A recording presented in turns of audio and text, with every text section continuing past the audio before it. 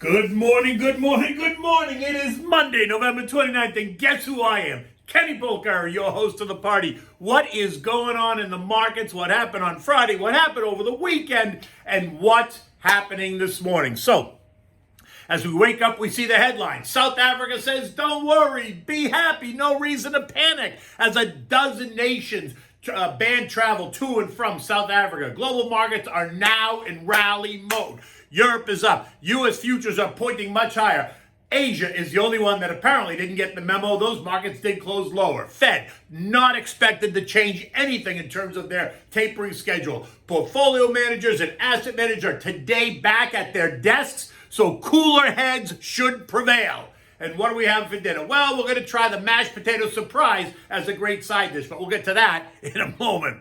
Global stocks went on sale on Black Friday after news that a new COVID variant identified as B.1.1.529, now known as Omicron, had been detected in South Africa, all while the WHO, the World Health Organization, told us that this is more transmissible and potentially more dangerous than other mutations of COVID, sending stocks into a tailspin. Asian markets lost between 1.5% to 2.5%. European markets suffered even greater losses, losing between 3.5% and 4.5% across the board as Americans woke up on the day after the Thanksgiving holiday. What was going on? What was happening? The media running with all kinds of panicked headlines. CNBC kicking it off with Andy Ross Sorkin acting hysterical as usual as the day began, right? Futures were plunging, and when the bell rang at 9:30 a.m., stocks did plummet. The Dow falling better than 1,000 points in the first few minutes, the others following suit. By the end of the shortened trading day, the Dow clocked in with a loss of 905 points or 2.5%. The S&P lost 110 points, 2.3%. NASDAQ plunged by 353 points or 2.2%. The Russell gave back 85 points, 3.6%. And the transports lost a stunning 610 points or 3.6% as well. Nothing was immune from the negative tone. The VIX, which is the fear index, surged by 54% or $10. Treasury prices surging, sending yields tumbling to 1.47%. This down from 1.67 earlier in the week. Oil prices fell some 13% or $10 a barrel to end the day at 68.17. A stunning move. The dollar fell by 0.7%. Gold rose. Cryptos got slammed and the bell rang. Do not discount either what margin calls played into this self as well. So many retail investors are now playing with borrowed money. Well, look, the weekend is over. The news out of South Africa suggests that while the latest Omicron variant is of some concern, it does not appear to be the crisis that the mainstream media reported on Friday. In fact, the headlines this morning on Bloomberg really spells it out. No need to panic over Omicron.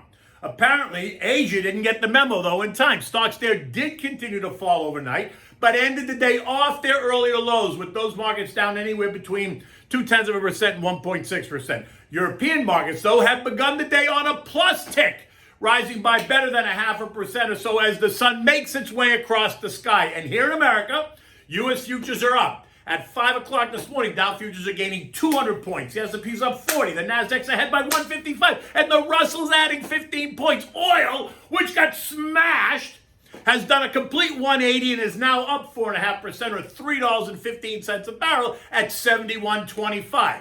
Remember, also, OPEC meets this week to decide what to do next. Are they going to add more oil to the supply chain or not? Treasuries are backing off, sending yields back up to 1.53%, and the VIX is down 11% as cooler heads are prevailing. Traders, portfolio managers, investors are back in their seats, and the lunacy driven by the algos should stop. But what an opportunity it presented if you had a strong stomach, right? Did you see some of the damage in some names as waves of sell orders pushed out by the algos just washed over the whole place? Energy, the XLE down 4%. Financials, XLF down 3.3%. Industrials, XLI, and consumer discretionary, XLY, and real estate, XLRE, all down 2.7%. Utilities lost 1.5%.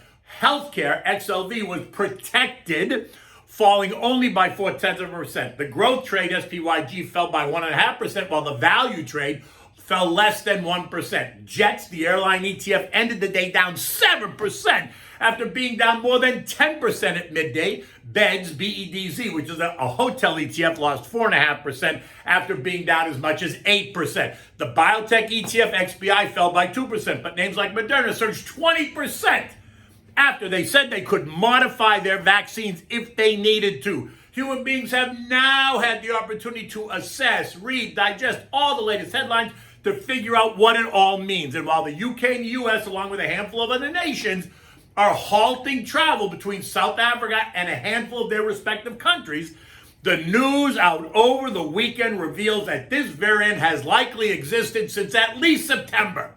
So halting travel now doesn't really make much sense, in my opinion, because it's all over the place, right? Reports that the variant has already been discovered in a handful of countries suggest that it's too late. And now the bet is on. When will the U.S. report its first case? I say by midweek. Will the headline be hysterical or not? I say it shouldn't be.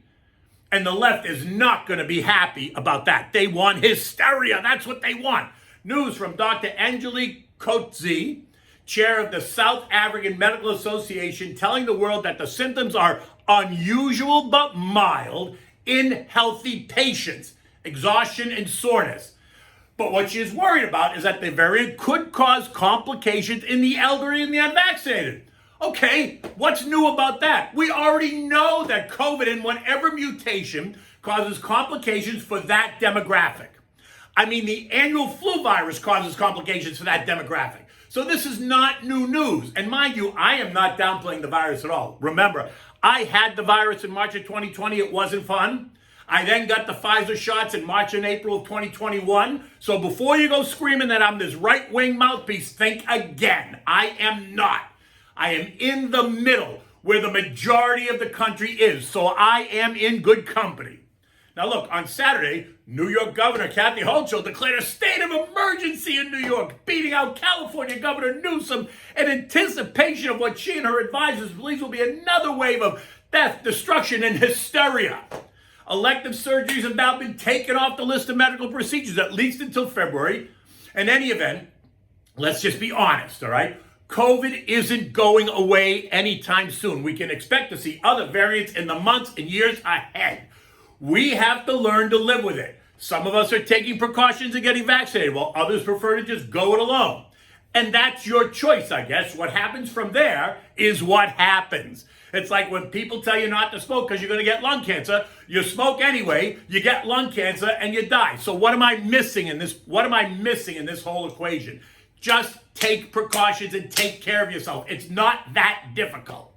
Anyway, look, I expect the conversation today is going to focus on what everyone is saying about the variant, with both sides arguing for what they want to hear, as well as what it's going to do to the supply chain, to prices, to the inflation story, and ultimately what it might mean for central bank policy. I don't think it changes the plan at all.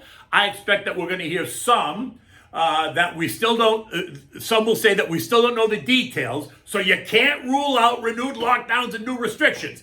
And to that, I suspect you're going to have a lot of other people say, bring it on, right? That is not happening again here, at least in my sense. Over the weekend, Atlanta's Fed President Rafi Bostic led the conversation by saying he doesn't think that Omicron is anything to get your panties in a bunch about, and that he supports a swifter tapering process that will allow for the Fed to then reconsider a change in timing concerning interest rate policy, hinting that he expects the tapering to end in April. That's a full 2 months ahead of the original schedule. Are you listening?